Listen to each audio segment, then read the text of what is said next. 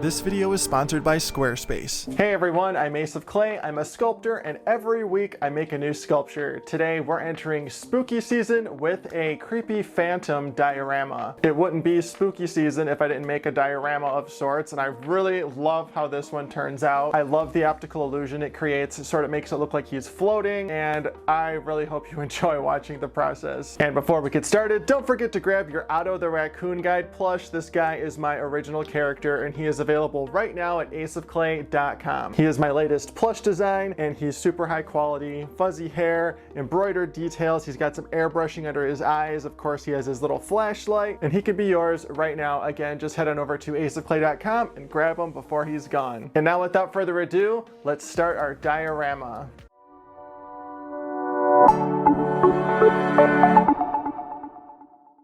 Alright, let's get started. I just want to make a quick sketch on how the armature is going to work.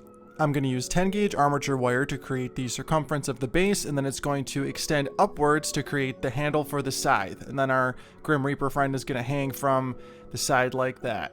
Alright, now I know what I'm doing, let's start shaping it out. And just like the drawing, I'm just going to circle around and create the base, and then bend it upwards to create the handle for the scythe.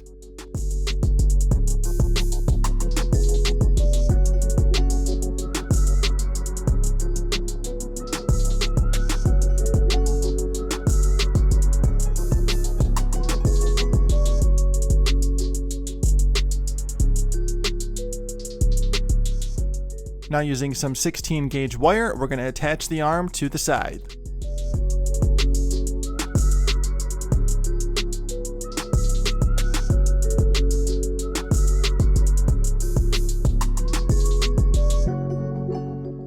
And we're just going to redo his neck and make it tighter so it doesn't swing downwards.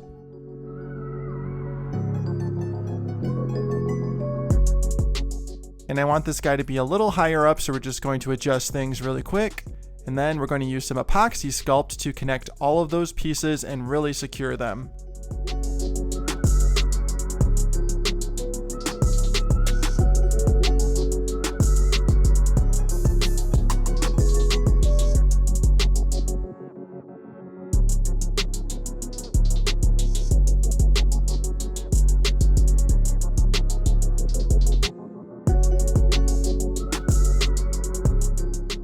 I'm going to use my leftover epoxy to stabilize his base. And there we go, the armature is pretty much done. Let's let this cure.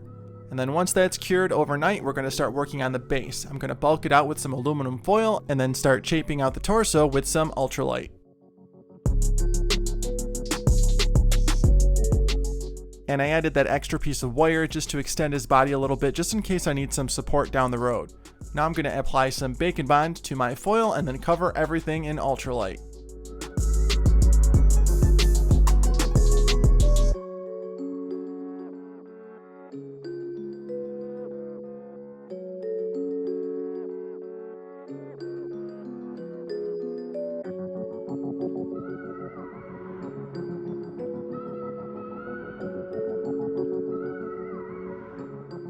Alright, once everything is bulked out, it's time to get this in the oven. Once everything's baked and cooled down, we're going to apply our final layer of clay. This is Super Sculpey Original. Now this guy's robes will pretty much be covered in fabric down the road, but I just want to add some detail just in case there's any clay that peeks through. Now let's finish up those arms.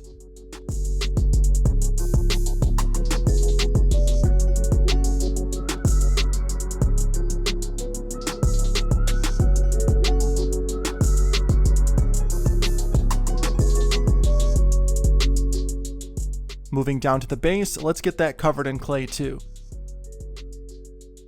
Just to make sure the scythe can support the weight of the Grim Reaper and everything else we're going to add onto him, I'm going to sculpt it out of epoxy sculpt. This stuff cures like concrete.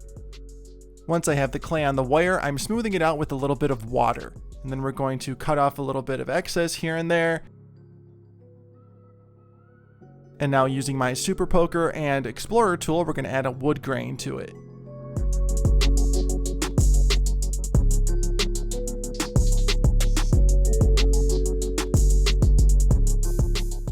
Once the scythe is looking pretty good, we're going to start texturing the base. I'm going to try out this texture roller from Michaels, but then I don't like it, so I just use a ball of aluminum foil. Alright, so far so good. Next step, his skull. I covered a ball of foil with some clay, and now we're going to start shaping out the skull's features, starting with the eye sockets. I want this to be a pretty realistic skull. We're not going to exaggerate anything too much. Now let's bring out his brow bone.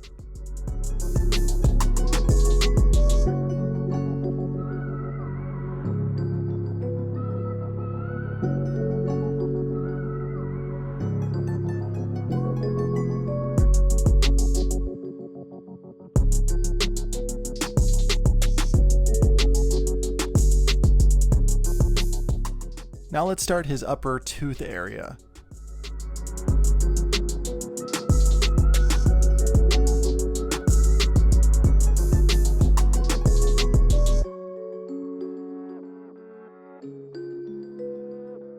Using a tiny ball stylus, I'm going to poke out his nose hole.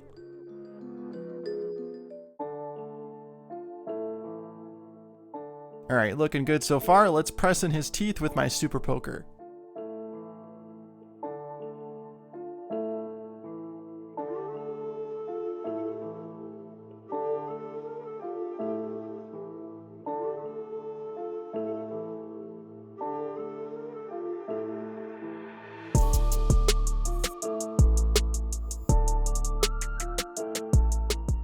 And we're just going to refine things here and there until we add his lower jaw and teeth.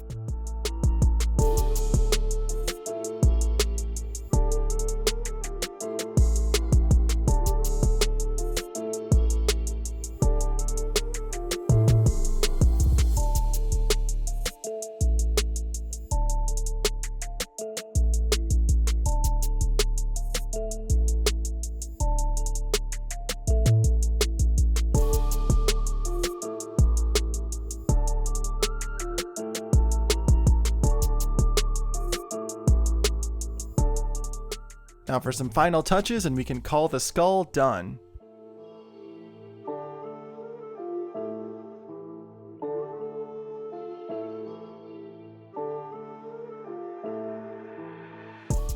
Alright, the skull's looking good. Let's move on to the hands. I'm going to tie together 4 pieces of wire. Yes, he's going to have 4 fingers like most of all of my sculptures. And we're going to add some cosclay to each finger just so it stays flexible after they're baked and I can reposition them as needed. There's one hand, and then we're going to add the joints.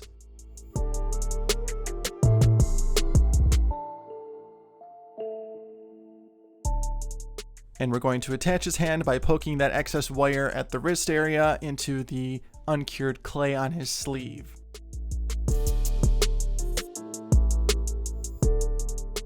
After attaching his head, I'm just going to bend the neck a little bit to make it a little more interesting. Now we are going to sharpen his blade and then add it to that little piece of wire sticking out. But then we are going to pre-bake it so that we can just poke it back on and I don't have to worry about it drooping in the oven. Okay, now for some scenery. I'm going to start by making a really big tombstone. I layered 2 sheets of clay on top of each other and I'm cutting out the shape of the tombstone, and then we are going to add some detail. First, we're just going to blend the edges really nice so that there is no seam. And then we're going to texture it with this dollar store face brush and a ball of aluminum foil. To make it a little more dimensional, we're going to add a nice border.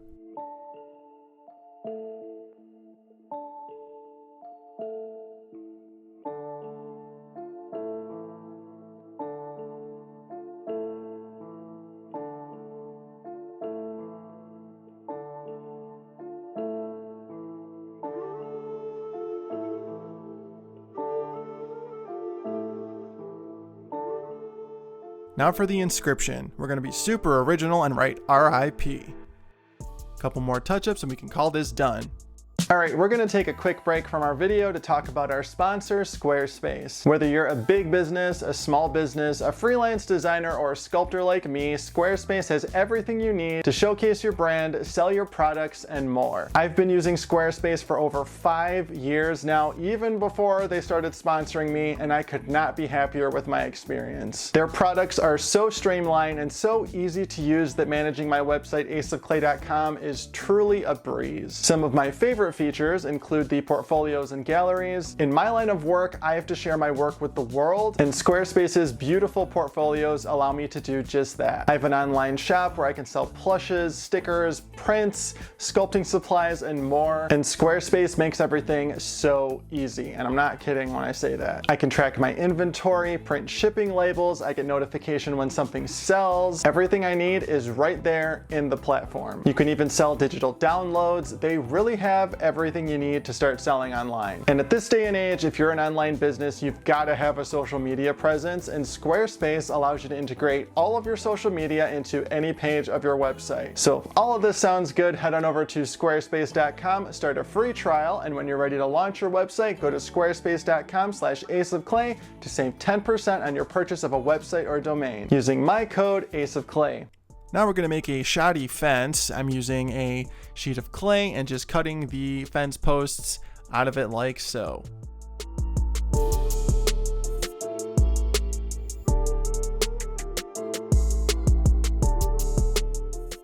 Once I have all the posts arranged, we're going to connect them with this piece of floral wire.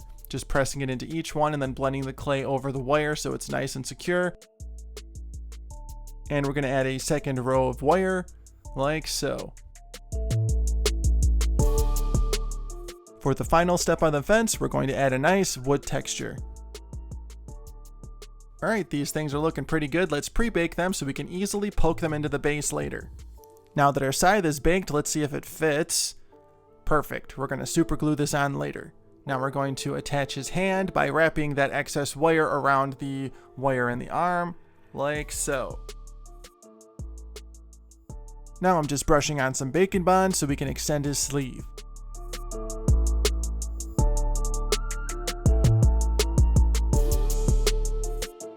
Now I'm going to press out some rocks in my fingertips.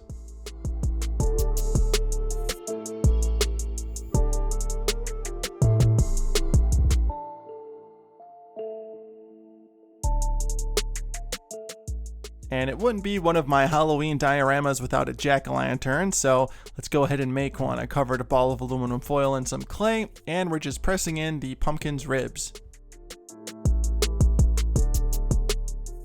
And let's give him a spooky face.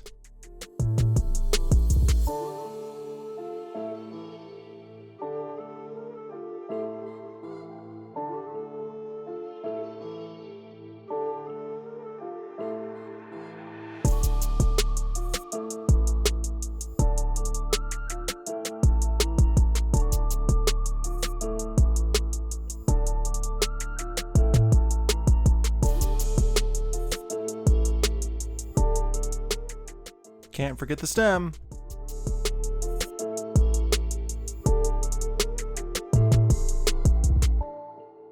And here I thought a little cluster of candles would make a nice touch.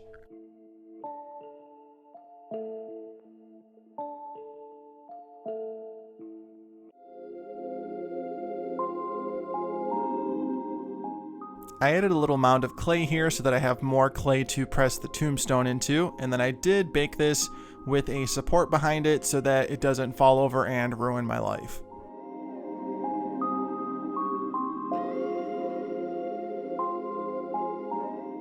Now I'm just going to brush on some Bacon Bond where I'm going to stick in the fence.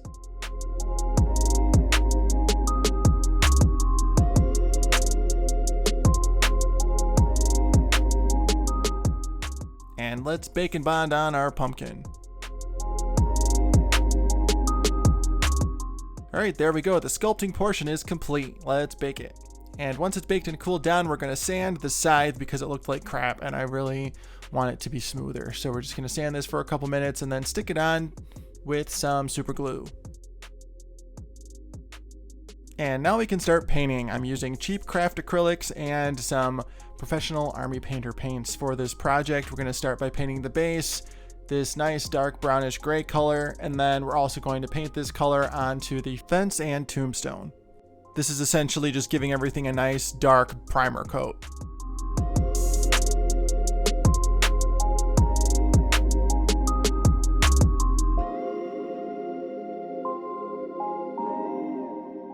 Now using a lighter brown color, we're going to dry brush it onto the surface here and there, mostly on the more raised areas of the base, just to give it some more depth and dimension.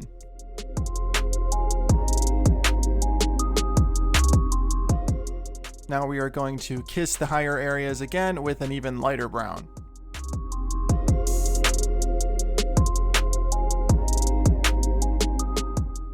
Now let's paint up the tombstone. I'm essentially dry brushing this light gray color onto it, but I'm using a lot of paint. The way that I'm angling my brush is ensuring the paint doesn't get into the nooks and crannies, if that makes sense. I want bold coverage, but I still want to preserve all of those little nuances.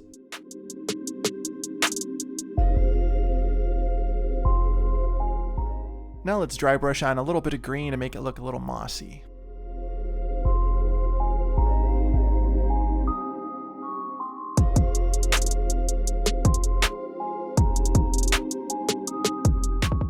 Now, I don't know if this is supposed to be bird poop or like calcium deposits or something, or watermarks, I don't know, but it looks cool and it makes the tombstone look even older.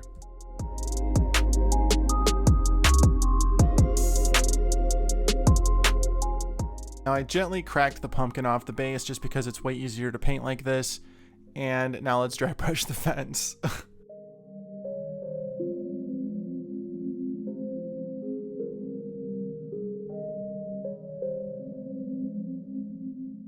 And we can't forget the candles.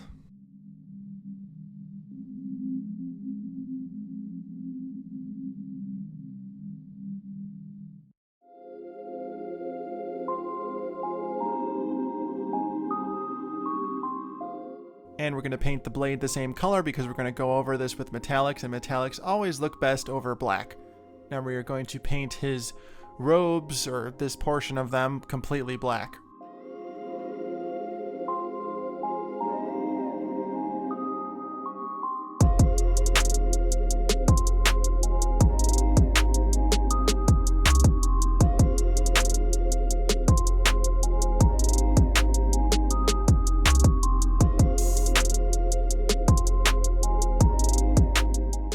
For his hands and skull, we're going to use the shade Skeleton Bone.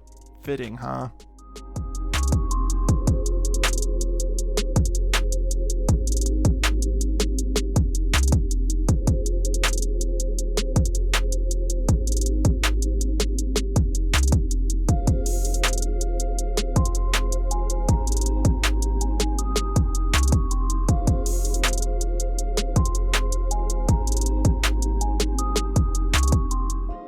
Now let's go ahead and paint the inside of the eye sockets black, and then we'll add a nice dark brown wash over everything to really get into all those crevices.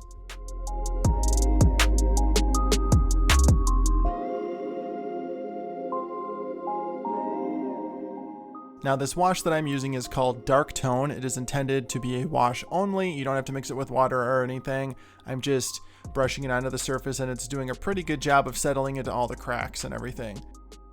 Here I go on a little too heavy with the wash, and I have to dab off the excess with a paper towel, which is totally fine. We are used to doing that.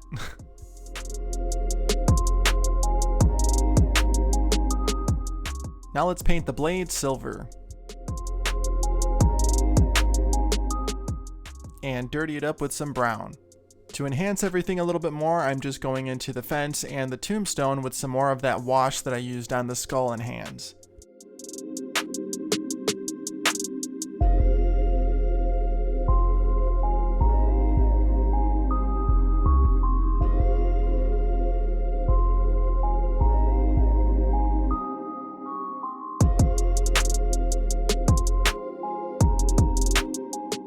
To better frame the base, I'm dry brushing on some black around the edges.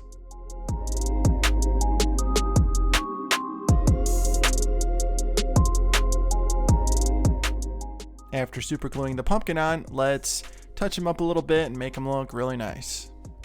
Once the painting process is done, it's time to start adding the fabric. I dipped this in Mod Podge mixed with a little bit of water, and this is creepy cloth I am attaching to the shoulders and arms. To be quite frank, I don't enjoy adding fabric like this, especially with Mod Podge, but it just works so well. Like, it hardens so nicely. I can't not do it, but just putting it on is kind of a pain because it's drying as you go and it gets stickier as it dries, and you're just like trying to attach pieces and you're pulling it off at the same time. It just gets kind of annoying. I don't know. Now, to create some more, I guess, fuller areas, we are going to add some fabric, also dipped in Mod Podge, and just gently place it here and there. Add his hood, and then some more creepy cloth. How firm you want your fabric to be once it's dry is determined by how much water you add to the Mod Podge. I don't add a lot of water at all because I want the fabric to be like rock solid. But if you want to thin it out more, you want to have some movement or whatever, feel free to add as much water as you want. Now we're just going to fidget with things a little bit until this thing looks right. And I really just want his body to look like a bunch of scribbles, and I think I achieved that here. And I do like the anchor pieces of the full pieces of fabric. I think they really pull everything together. Now we're just going to poke at it a little bit with a skewer, and then once the Mod Podge is dry, we're going to go in with some orange paint and dry brush it on the tips of all the areas all over the place, and I think this really heightens everything and makes him look really cool. I also go in with a little bit of purple as well. Now we're going to add some long pieces of grass that we're going to poke into the base. I just cut them out with my blade here, and we are going to roll the little sections together and then super glue them into holes I poked into the base while it was still uncured.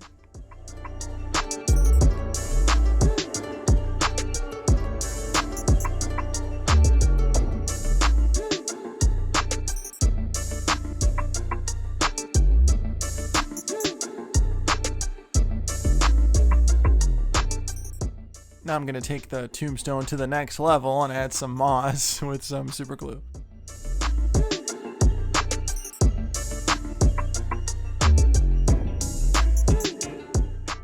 And there we go. Now say it with me. And it's done! My Phantom diorama for spooky season is complete. Let me know what you think of it in the comments.